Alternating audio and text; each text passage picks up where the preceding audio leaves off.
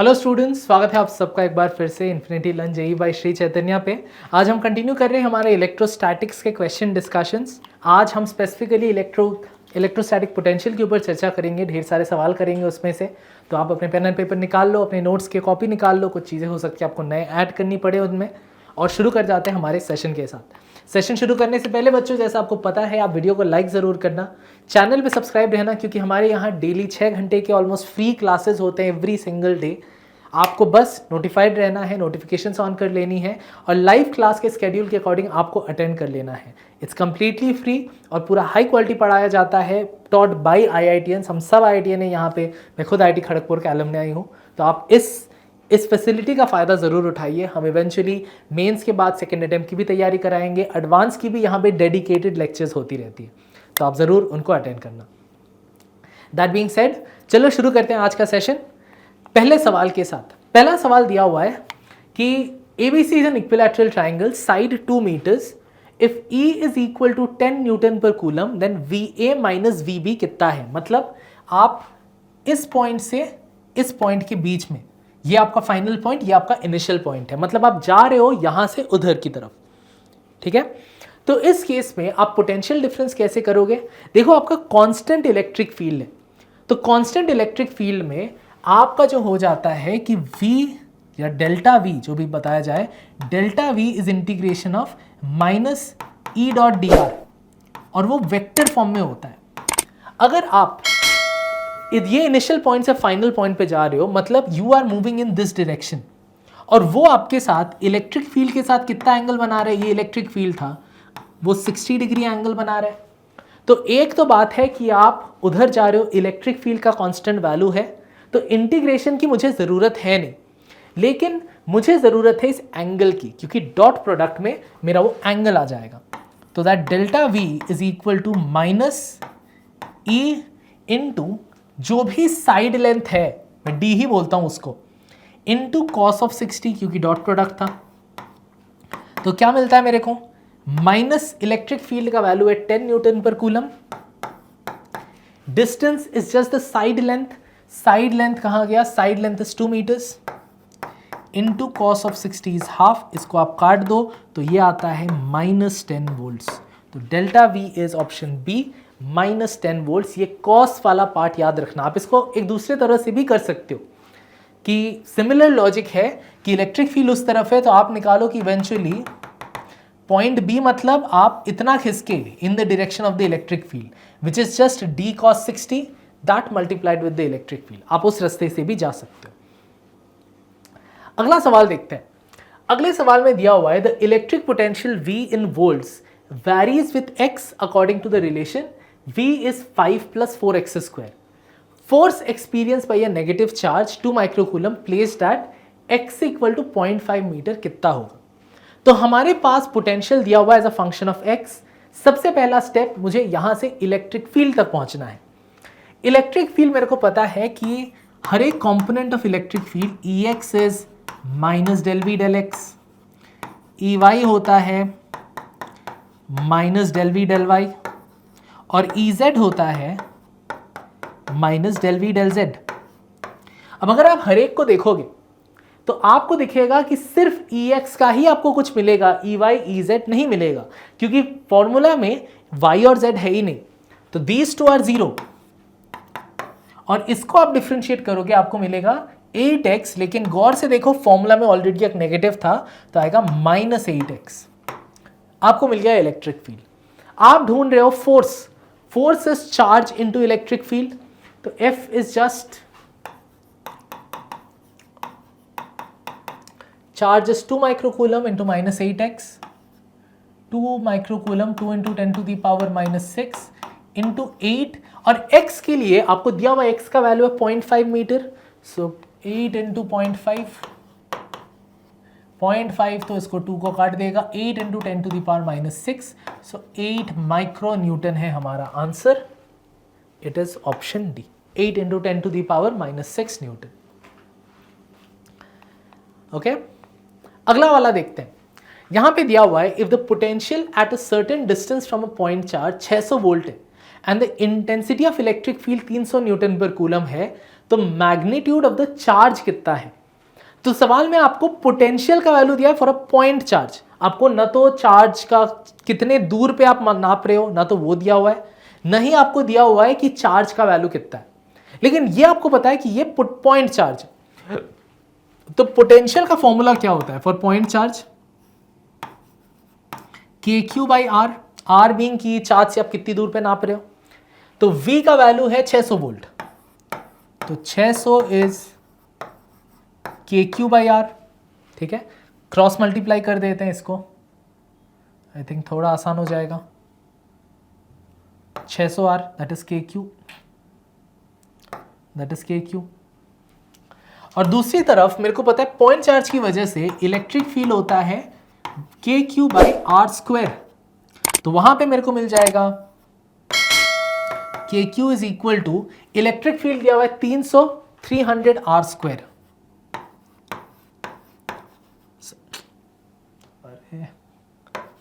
300 r square. अब simple, इधर भी के क्यू उधर भी के क्यू, आप दोनों को इक्वेट करते हो तो आपको मिलता है 600 आर इज इक्वल टू, उधर से आपको मिला था 300 आर स्क्वायर, काटो 2 से, एक आर हटा दो, तो आपका आर का वैल्यू तो आ गया 2 मीटर्स। चलो वो सॉर्ट हो गया मेरा। नेक्स्ट अब मेरे को चाहिए क्यू। क्यू कितना है? Q is just 600 r divided by k. ठीक है, 600 r divided by k, so 600 r का वैल्यू 2 मीटर मिला था, के है 9 इंटू 10 टू दी पावर 9, के 10 टू दी पावर 7 कर देगा, 2 ये 3, तो आएगा 4/3 10 टू दी पावर -7, 4/3 होता है 1.33 10 टू दी पावर -7। है क्या हमारे पास option? Yes, it is option A. तो सिंपल देख के लगता है पहले बहुत मुश्किल है, और काफी बच्चे यहाँ पे गलती कर देते हैं, E इक्वल टू dV/dr, ढेर सारी चीजों पे चले जाते हैं। जरूरी नहीं है, आपको दिया हुआ है कि it is all for a point charge, तो आप डायरेक्ट पॉइंट चार्ज के फॉर्मूला के निकाल सकते हो।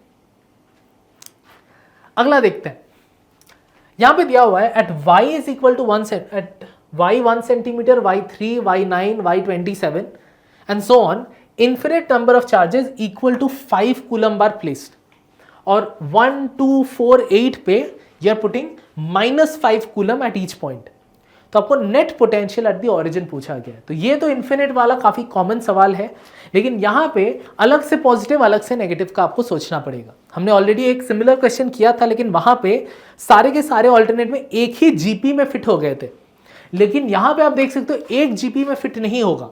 ये जीपी विथ 3 है, ये जीपी विथ 2 है, तो सेम जीपी में डाल नहीं पाएंगे, हमें अलग निकालना पड़ेगा। तो नेट पोटेंशियल कितना है? नेट पोटेंशियल आप देखो, अगर मैं +5 कूलम्स का पोटेंशियल का कंट्रीब्यूशन करूं तो आएगा क्या? k into the +5 coulomb into 1 minus 1/3, sorry 1 minus नहीं, ये सारे +5 कूलम पे, +1/9 +1/27 प्लस चलता रहेगा।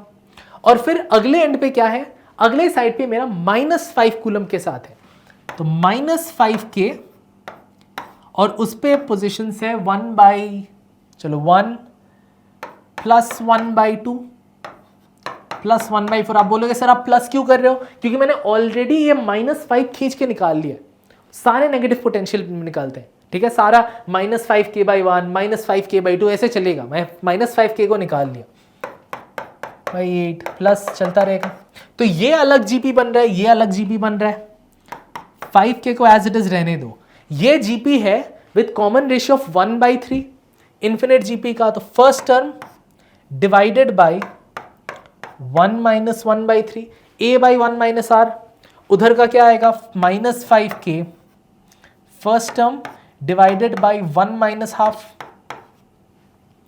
मिला मेरे को यहां पे 2/3, सो 3 × 5k/2 माइनस 2 × 5k, ये आया मेरा।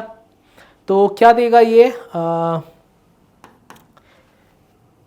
15/2 माइनस 20 तो -5k/2 मिलेगा मेरा। आप करके देख सकते हो, मिलेगा -2.5k है हमारे पास।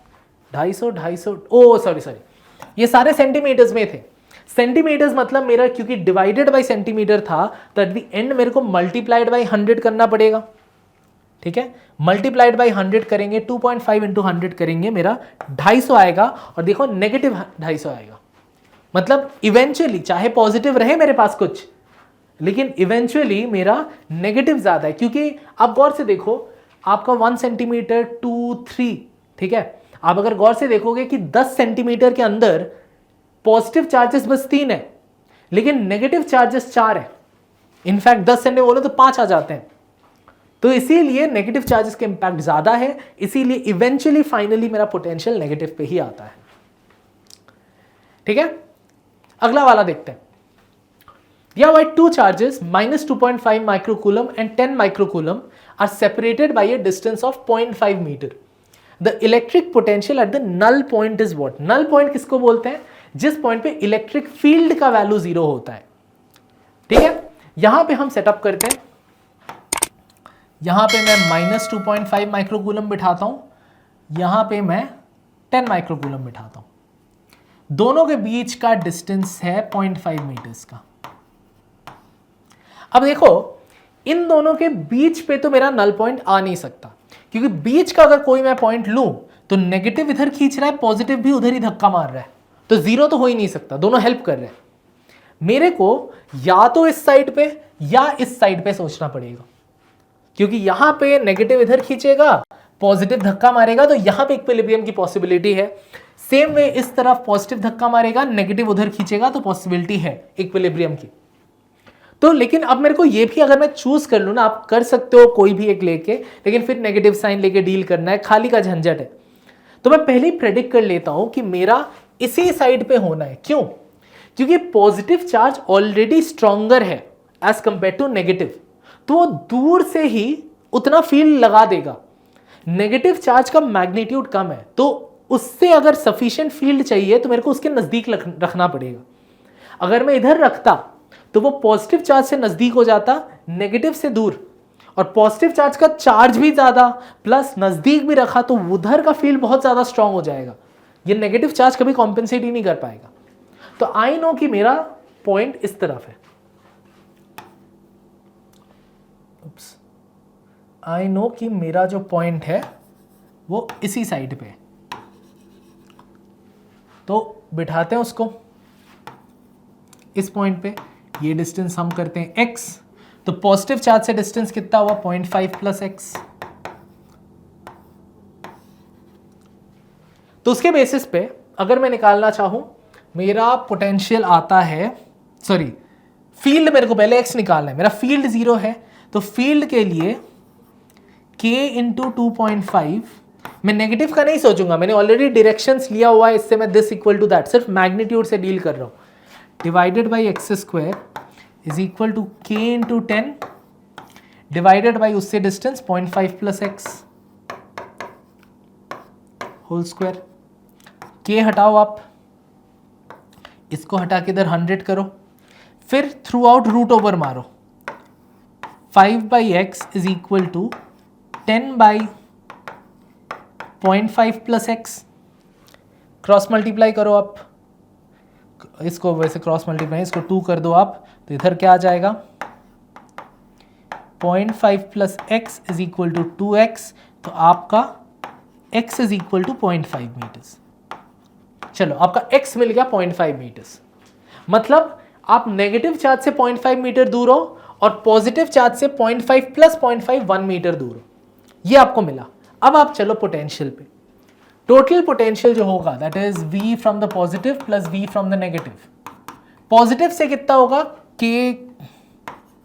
Into 10 divided by just r होता है, r है उसके लिए 1 मीटर। नेगेटिव चार्ज है, नेगेटिव रखना पड़ेगा मेरे को, minus k into 2.5 divided by distance है 0.5 मीटर का। तो ये 10 है, ये 5 है, तो मेरे को 10k minus 5k I get just 5k। k क्या है, एक तो 5 ये आई थिंक माइक्रो कूलम्स में था तो उसका 10 टू द पावर माइनस 6 है, ठीक है, यहाँ पे आप 10 टू द पावर माइनस 6 रख लेते हैं। तो 5 into 9 into 10 to the power 9 जो कि k है, 10 to the power minus 6, 45 into 10 to the power 3 है हमारे पास, yes 4.5 into 10 to the power 4, that is the answer.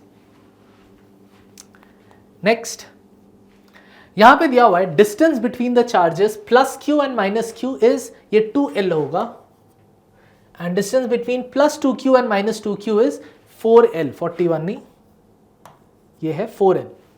तो electrostatic potential at a point P at a distance r from the centre is how much, ये angle दिया हुआ है। तो यहां पे आप देखो दो डाइपोल है, एक ये वाला डाइपोल और एक ये, और दोनों उल्टे लगे हुए हैं। मतलब अगर ये वाला, इसको सपोज मैं पहला डाइपोल को 1 बोलता हूं, दूसरे डाइपोल को मैं 2 बोलता हूं, पहला वाला यहां पे पॉजिटिव पोटेंशियल क्रिएट करेगा, अगला वाला वहां पे नेगेटिव पोटेंशियल क्रिएट करेगा। क्यों? क्योंकि पहले वाले के लिए द जनरली पोटेंशियल का फॉर्मूला क्या होता है, kp cos theta divided by r square, ये होता है पोटेंशियल का at a random angle.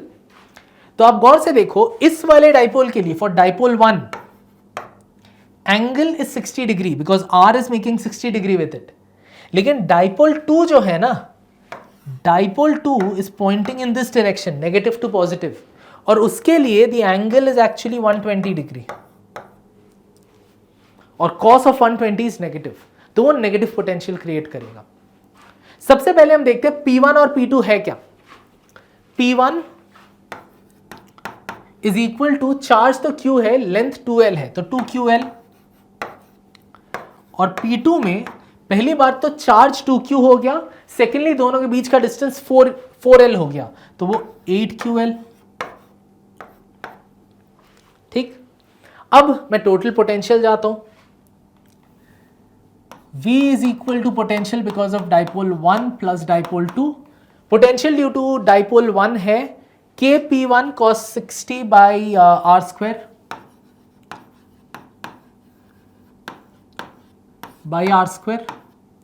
plus kp2 cos of, उसके लिए 120 डिग्री है, cos 120 divided by r square. P1 क्या है 2QL, उसका है 4QL, 2QL by r square, cos 60 है half, plus K into P2 है 8QL, cos 120 है minus half divided by r square. क्या आएगा, ये तो आप 2 को हटाओ यहां से, ये हटाओ, ये आपको देगा 4, तो वहां पे -4 आएगा, -4 QL एंड यहां पे प्लस, तो आएगा eventually -3KQL divided by r square है हमारे पास। K का बिठा देते हैं 9, अरे क्या हो गया, बिठा देते हैं यहां पे 3 into 9 into 10 to the power 9 QL by r square, ये देगा मेरे को 3 into 9 -27 QL by r square into 10 to the power 9, 27 है अल्फा का value 27, so that is my answer, alpha का वैल्यू 27 आएगा। ठीक है, अगले सवाल पे देखते हैं। यहां पे दिया हुआ है charge Q is spread uniformly over a circular ring of radius R, gives electric field V1 at the centre. अब उसमें से I remove length pi r by 2, मतलब ये क्वार्टर सर्कल मैंने काट के हटा दिया। Figure keeping the charge constant, मतलब वो बाकी जो चार्ज था जितना मैंने हटाया उसको मैंने वापस यहां पे बिठा दिया है। अब पूछा गया है potential due to the remaining part of the centre is V2, मतलब अब इस सेटअप में पोटेंशियल सेंटर पे V2 है, तो relation between V1 and V2 क्या होगा। अब आपको लगेगा वो 1/4 तो चला गया तो पोटेंशियल 1/4 कम जाना चाहिए, लेकिन नहीं, क्योंकि आप देखो at the end of the day जो पूरा का पूरा चार्ज Q था ना, entire thing was at a distance r, entire thing was at a distance r, तो इसीलिए पोटेंशियल V1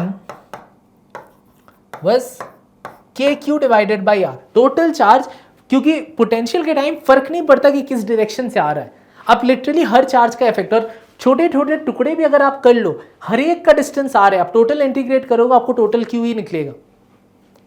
अब आप सोचो अगर आपने एक चौथाई निकाल भी दी यहां से, फिर भी आपका टोटल चार्ज नहीं बदला और आपका हर एक चार्ज से जो डिस्टेंस r था वो भी नहीं बदला, तो आपका V2 भी वही KQ बाई R पे ही लगा रहेगा, वो चेंज नहीं हो पाएगा, वो उसी के बेसिस पे लगा रहेगा। आप अकॉर्डिंगली घूमते जाओ, क्योंकि छोटे छोटे टुकड़ों का इफेक्ट ऐड करते जाओगे, सबके लिए R सेम है, सब कुछ सेम है। अब इंटीग्रेशन DQ करोगे, टोटल चार्ज सेम है, तो it stays the same, V1 equal to V2।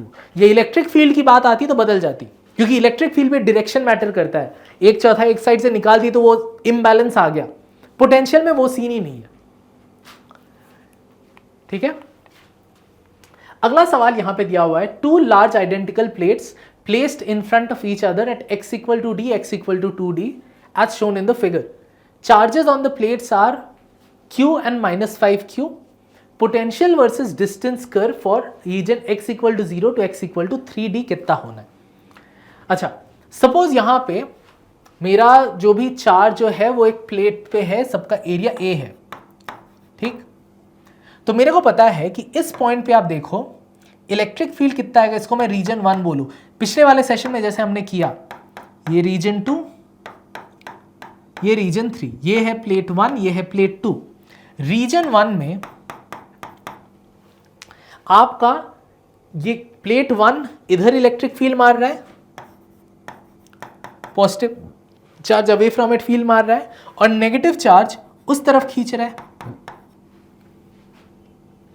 In region 1 it is E1 minus E2, E1 minus E2 क्या है, E1 is Q by A epsilon naught, sigma by 2 epsilon naught होता है, Q by 2A epsilon naught, Q by A है sigma, और उससे भी क्योंकि plate है, प्लेट का तो डिस्टेंस पे मैटर नहीं करता है, डिस्टेंस पे डायरेक्टली इलेक्ट्रिक फील्ड मैटर नहीं करता है, उसका आएगा -5Q by 2A epsilon naught, क्या मिलता है मेरे को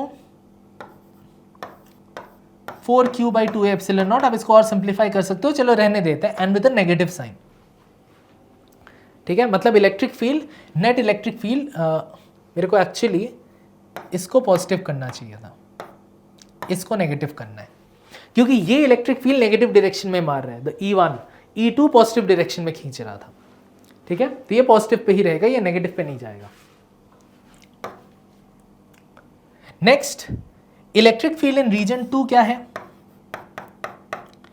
वहां पे E1 और E2 जो है दोनों, ये भी E1 भी इधर धक्का मार रहा है, E2 भी उधर ही धक्का मार रहा है, ठीक है, इसको मुझे -E1 प्लस E2 करना चाहिए था,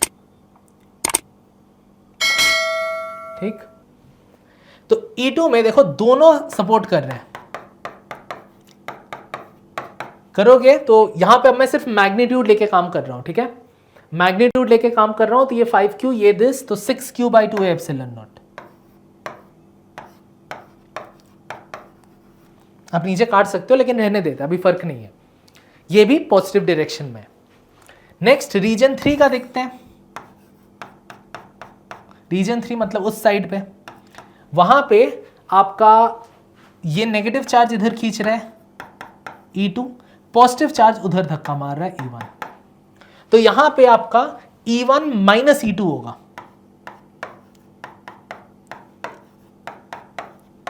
करोगे आप उन मैग्नीट्यूड्स को लेके, आपका आएगा -4Q by 2A epsilon naught, ठीक। अब आप गौर से देखो, रीजन 1 रीजन 2 में इलेक्ट्रिक फील्ड उस तरफ है, तो अगर आप उधर ही मूव कर रहे हो, अगर x का वैल्यू आप उधर ही ले जाते हो तो पोटेंशियल ड्रॉप करता है, क्योंकि if you move in the direction of electric field आपका पोटेंशियल डिक्रीज करता है, मतलब आप उधर जब जा रहे हो पोटेंशियल आपका डिक्रीज कर रहा है। फिर प्लेट 2 के बाद से आपका इलेक्ट्रिक फील्ड उल्टा हो गया, तो अब अगर आप उधर जाते हो तब आपका पोटेंशियल बढ़ता है, because you are going opposite to the electric field. तो ऐसा ग्राफ सिर्फ और सिर्फ हमारा ऑप्शन डी पे रहेगा। शुरुआत से लेके प्लेट 2D तक मेरा फील्ड उधर था, तो मैं उधर जब लेके जा रहा था मेरा पोटेंशियल डिक्रीज कर रहा था। देखो वैसा ही बिहेवियर है, ठीक। और उसके बाद से मेरा इलेक्ट्रिक फील्ड का डायरेक्शन उलट गया, तो उधर मैं ले जा रहा हूं ऑपोजिट टू फील्ड, तो मेरा पोटेंशियल बढ़ रहा है। अब आप बोलोगे सर इस वाले पे भी तो सिमिलर था, लेकिन अब देखो यहां पे जिस रेट पे पोटेंशियल जा रहा था that was constant from 0 to 2D, लेकिन हम देख सकते हैं कि वैसा है नहीं। इलेक्ट्रिक फील्ड पहले वाले पार्ट पे अलग था, अगले वाले पार्ट पे अलग है। यहां पे इलेक्ट्रिक फील्ड कम था, मतलब जिस रेट पे चेंज हो रहा था दैट वाज लेस, जबकि बीच वाले पार्ट में जाता हूं वहां पे पोटेंशियल का डिक्रीज और फास्ट हो जाता है। वो हमें यहां देखने को मिल रहा है। पहले स्लोप थोड़ा कम है, उसके बाद स्लोप और ज्यादा नेगेटिव हो गया, ठीक है। उसके बेसिस पे मैं आगे बढ़ सकता हूं, क्योंकि dV/dr वाज E। अगर E का वैल्यू ज्यादा है मतलब dV/dr इज हायर, मतलब the rate of change of V with R is increasing.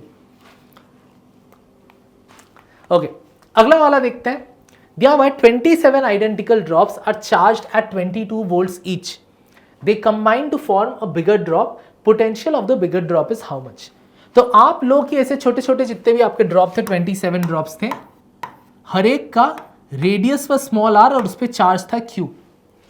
पहली चीज, जब 27 ड्रॉप्स कंबाइन होके एक ड्रॉप बनता है कैपिटल R, तो that capital R is 27 to the power n, sorry general formula पहले लिख लेते हैं, वो होता है n to the power 1/3 times of the small r।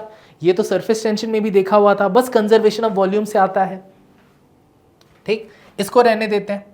दूसरी चीज, अगर हर एक पे चार्ज था q, जब कंबाइन करता है कंजर्वेशन ऑफ चार्ज के अकॉर्डिंग, इस पे charge capital Q is n times of small q, क्योंकि लिटरली सब नॉर्मल ऐड हो रहा है।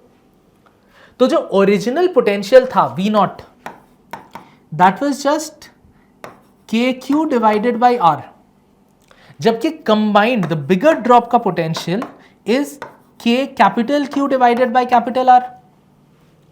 अब यही KQ एक ड्रॉप का दिया हुआ था 22 वोल्ट, इसको मैं K into capital Q is n times of small q divided by capital R is n to the power 1/3 times of small r, काटो 2/3, so n to the power 2/3 times of KQ by K into small q by small r। K small q by small r V0 था, n was 27, तो अब बिठाओ यहीं पे कर देते हैं 27 to the power 2/3 into V0, V0 है 22 volt का, ठीक। पहली चीज 27 to the power 2/3, cube root of 27 3 देता है, फिर उसके ऊपर लगाते हो आप स्क्वायर, सी हो जाएगा 9 इंटू 22, 9 इंटू 22 आपको 198 देगा।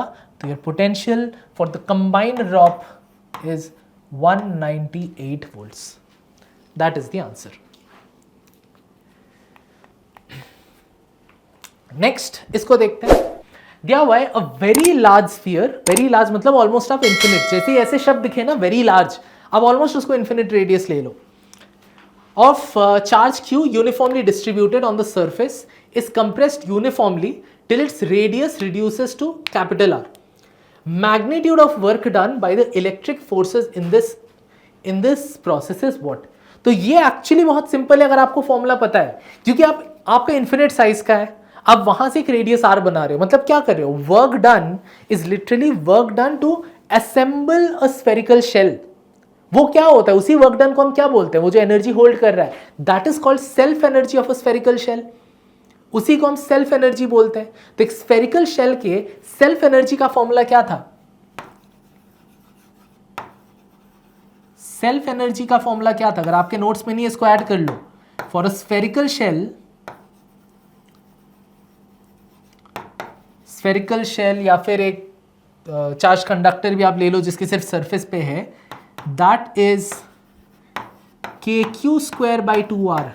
Q है उसके ऊपर कितना चार्ज है, R है उसका टोटल रेडियस कितना है, ठीक है। जो बस इसके बेसिस पे अगर मैं बिठाऊं k का 4 पाई एप्सिलॉन नॉट, तो आपका आ जाएगा ऑप्शन ए डायरेक्टली, ठीक है। और अगर आपको यूनिफॉर्मली चार्ज शेल, यूनिफॉर्मली